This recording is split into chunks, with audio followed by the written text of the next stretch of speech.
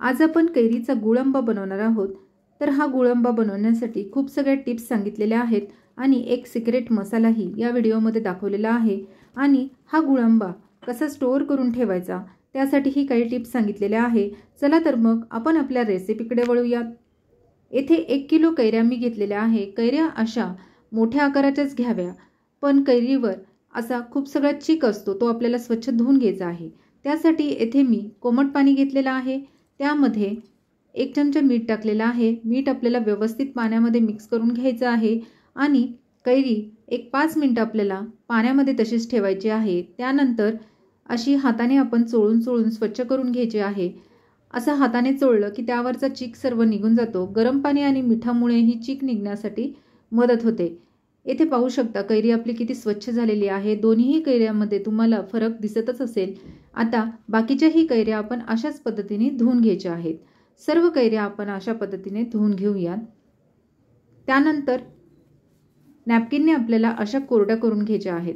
पाण्याचा एकही थेंब यावरती राहायला नको, नाहीतर आपला गुळंबा खराब होऊ शकतो। त्यामुळे पाणी आपल्याला सर्व पुसून घ्यायचं आहे आणि कैऱ्या सगळ्या स्वच्छ कोरड्या करून घ्यायच्या आहेत।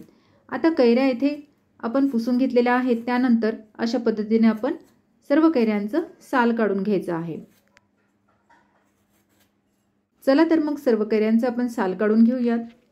आता या कैऱ्यांचं साल आपण काढलेलं आहे, पण हे साल तुम्ही फेकून देऊ नका। त्यासाठी एक टिप आहे, हे साल उन्हामध्ये वाळवून तुम्ही याची आमचूर पावडर बनवू शकता। त्यामुळे हे साल तुम्ही फेकून न देता ते उन्हामध्ये वाळवा आणि त्याची आमचूर पावडर बनवून ठेवा। चाटच्या रेसिपीमध्ये तुम्हाला नक्कीच कामा येईल। आता देठाची साईड आपण काढून घेतलेली आहे आणि किसणीने आपल्याला ह्या कैऱ्या किसून घ्यायच्या आहेत।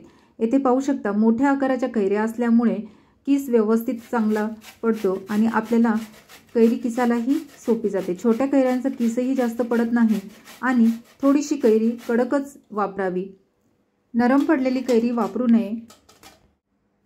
1 वाटी कैरीचा किस मी इथे काढून घेत आहे। त्याचा मी तक्कू बनवणार आहे आणि तक्कूच्या रेसिपीची लिंक डिस्क्रिप्शन बॉक्समध्ये आहे, जाऊन तुम्ही चेक करू शकता। येथे मी गुळही फोडून घेतलेला आहे। जेवढा कैरीचा किस आहे तेवढाच आपल्याला गुळ घ्यायचा आहे। येथे 2 ते 3 चमचे कढईमध्ये मी तूप टाकले आहे। तूप चांगले वितळले की त्यामध्ये आपल्याला हा किस घालून घ्यायचा आहे। हा कैरीचा किस आपल्याला तुपामध्ये चांगला परतून घ्यायचा आहे, पण तो बारीक गॅसवरच परतावा, नाही तर तो खाली करपू शकतो। एक 5 ते 7 मिनिटं आपण हा किस चांगला तुपामध्ये भाजून घेऊयात।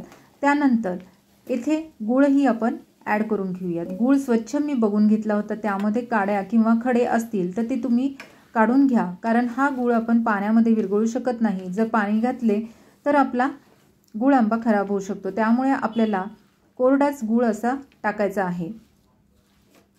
तर येथे गुळ मिक्स झालेला आहे आणि मसाला बनवण्यासाठी आपण येथे 5-6 विलायची, थोडीशी दालचिनी आणि 5-6 लवंगा घेतलेल्या आहेत। तर हे सर्व आपल्याला खलबत्त्यामध्ये कुटून घ्यायचं आहे। विलायचीचे साल मी काढून घेतले होते आणि सर्व मसाले मी कुटून घेतलेले आहेत। हा मसाला आपण गुळ आंब्यामध्ये ॲड करून घेऊयात आणि हे विलायचीचे साल फेकून न देता चहामध्ये तुम्ही वापरू शकता। मसाला आपण गुळ आंब्यामध्ये असा व्यवस्थित मिक्स करून घ्यायचा आहे।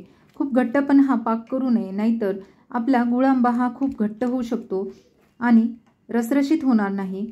त्यामुळे पाक कसा चेक करायचा हे मी पुढे सांगणारच आहे, तुम्ही व्हिडिओ शेवटपर्यंत पहा। चिमटभर आपल्याला इथे मीठ टाकायचं आहे। गोड पदार्थामध्ये थोडं जरी मीठ टाकलं तर त्याची चव अजूनच छान लागते, त्यामुळे थोडं तरी मीठ अवश्य टाकावं।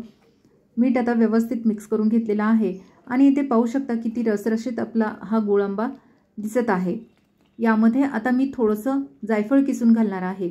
गुळाच्या पदार्थांमध्ये जायफळ घातलं तर त्याचा स्वाद अजूनच छान येतो।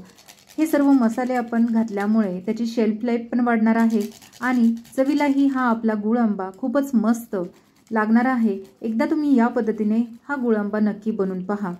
आता हा तयार झालेला आहे की नाही त्यासाठी एक टिप सांगणार आहे, त्यासाठी व्हिडिओ तुम्ही स्किप करू नका। येथे पाहू शकता गुळंबा किती मस्त दिसत आहे आणि कलरही खूप सुंदर आलेला आहे। आपण चॉकलेटी कलरचा गुळ वापरल्यामुळे त्याचा कलरही खूप छान आलेला आहे। पिवळा गुळ वापरला तर एवढा सुंदर कलर येणार नाही। यामध्ये आपण पुन्हा एकदा 1 चमचा तूप टाकले आहे। तुपामुळे गुळ आंब्याला शायनिंगही खूप छान येतं। आता इथे गुळांबा आपला तयार होत आलेला आहे। तर हा तयार झालेला आहे की नाही ते चेक करण्यासाठी एक टिप पुढे सांगणार आहे, त्यासाठी व्हिडिओ शेवटपर्यंत पहा। 2 बोटाने अशा पद्धतीने तुम्ही चेक करून घ्या। एक तार अशी तुम्हाला दिसली की लगेचच आपल्याला गॅस बंद करून हा गुळांबा थंड करून घ्यायचा आहे। आणि एक काचेची बरणी स्टोअर करण्यासाठी आपल्याला घ्यायची आहे। ती स्वच्छ घासून पुसून उन्हामध्ये कोरडी करून घ्या आणि त्यानंतरच हा गुळांबा आपल्याला त्यामध्ये भरायचा आहे। मग कशी वाटली तुम्हाला आजची ही कैरीच्या गुळांब्याची रेसिपी? खूप सगळ्या टिप्स आपण या व्हिडिओमध्ये सांगितलेल्या आहेत, त्यासाठी तुम्ही एक तर लाईक नक्कीच करा। चॅनलला अजून सबस्क्राईब केले नसेल तर नक्की करा आणि बेल आयकॉनला पण क्लिक करा। पुन्हा भेटूया अशाच एका मस्त रेसिपी सोबत, तोपर्यंत बाय।